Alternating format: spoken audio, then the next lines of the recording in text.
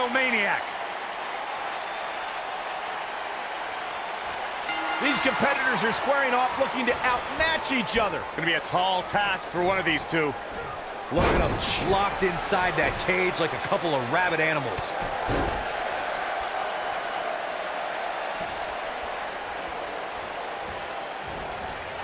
Oh, man, right to the arm. Hyperextend your elbow.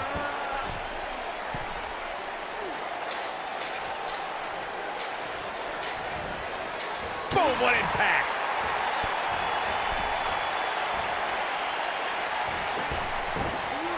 Jumping neck breaker. Ouch.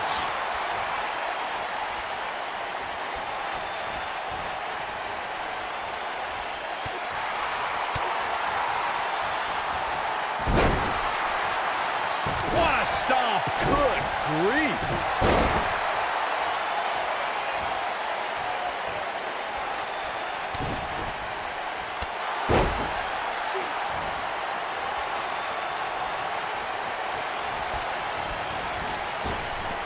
Drop down.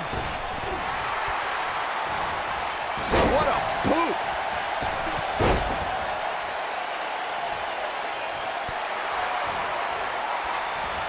Oh, right to the body. That hurt. You gotta believe this one's over. We talk about how important stipulations are in a steel cage match. If superstars sign a contract where the only way to win is escape the cage and have both your feet touch the floor, the competitors must have a plan. Especially since you have to be comfortable trying to escape through the cage door as you do climbing over the top of the cage and vice versa.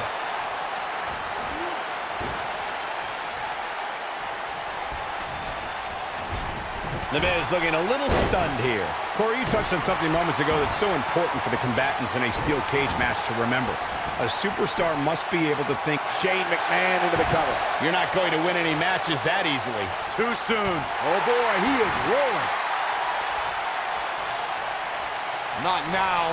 Not now. Oh, no. It is no time for... He's fighting back here. I expected nothing less, Cole. This is what makes him one of the best in the business.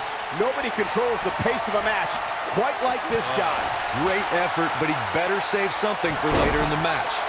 One thing you can't take away from Shane McMahon, Corey, is that he has proven to be one of the most fair and balanced leaders WWE has ever seen. Yeah, right. As evidenced by his work as SmackDown Live Commissioner, Cole, where Shane continually cultivates a, quote, land of opportunity. How about you ask Kevin Owens and Sami Zayn about Shane's fairness? You guys brought up a great point about SmackDown being the land of opportunity, thanks in part to Shane McMahon. And, you know, I'd say guys like Mojo Rawley and even Jinder Mahal should be thanking Shane. No. Let's not get carried away. Anyone that has success around Shane McMahon tends to have that success in spite of Shane's presence. Oh, boy, he is rolling.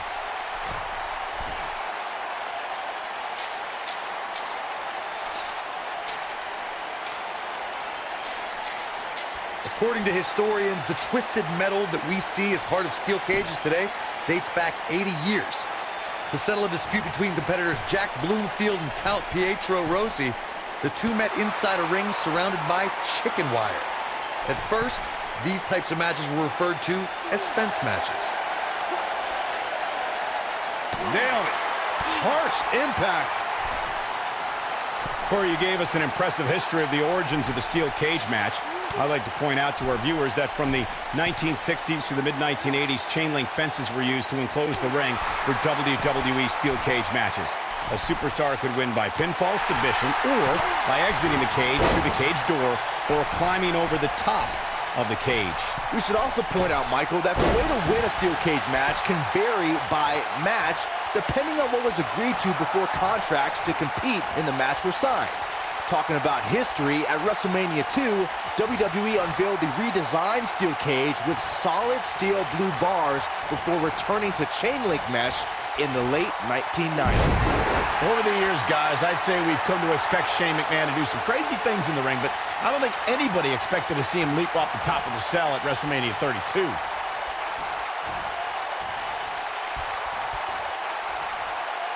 I don't know how much more Shane McMahon can endure. focusing more on Shane's amazing leap at WrestleMania that Michael mentioned.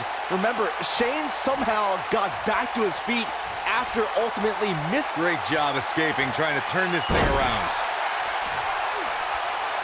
Wow, look at the quickness by Shane McMahon.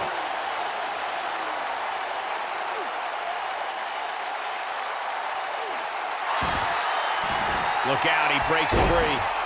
Great job by him there, but he's still in a tough spot, Cole.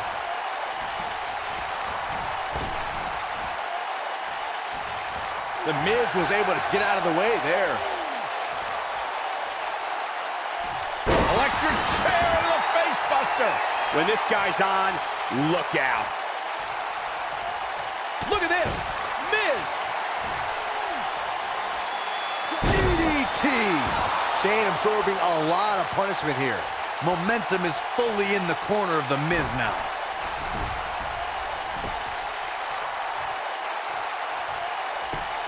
Going for the cover. And he got a near fall out of it. Oh, barely.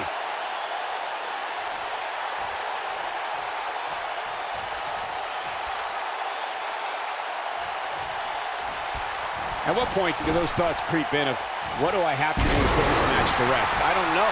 I don't know as a WWE superstar if you ever have those thoughts. He's got the shoulders down. He's not done fighting yet. What a kick out. What is this superstar going to do now? Shane O'Mac putting his jiu-jitsu training to work. Wow. But he's running on fumes here. Does he have enough left in him to capitalize?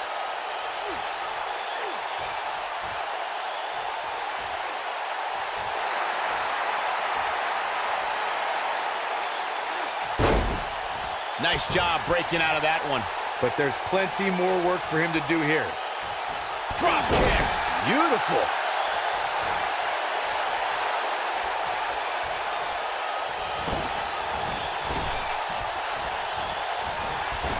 A minor miracle might be needed to overcome this beating. This might be it. Oh, my. Elbow finds its mark. For the pin and the win. Yes. And a quick kick out from the Miz. How'd he do that? Yeah, he's running hot right now, but we'll see if he can sustain it for long.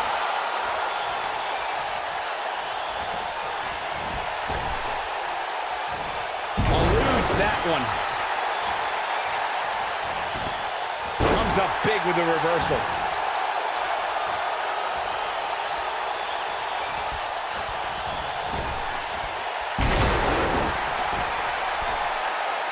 I can't believe this one's still going on, especially after the beating that's been delivered tonight. Great effort, but he better save something for later in the match.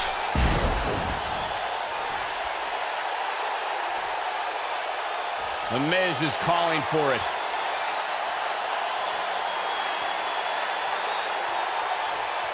And see. Skull-crushing finale. That's how you put an exclamation point on the end of a match, guys.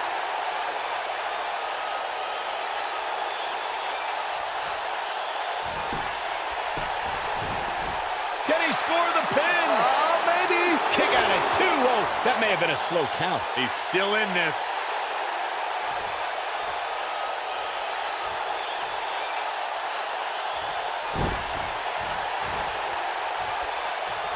Oh, the reversal by the Miz.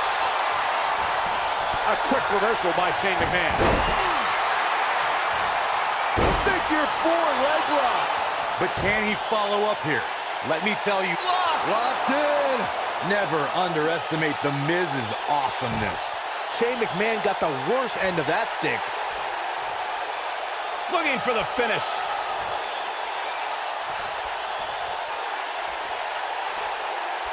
He's almost got him. Wow, look at the quickness by Shane McMahon. The Miz with a nice reversal. He knows he's in trouble.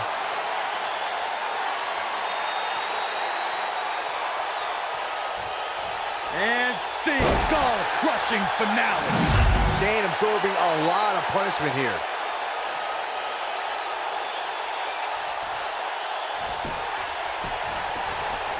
His shoulders are down.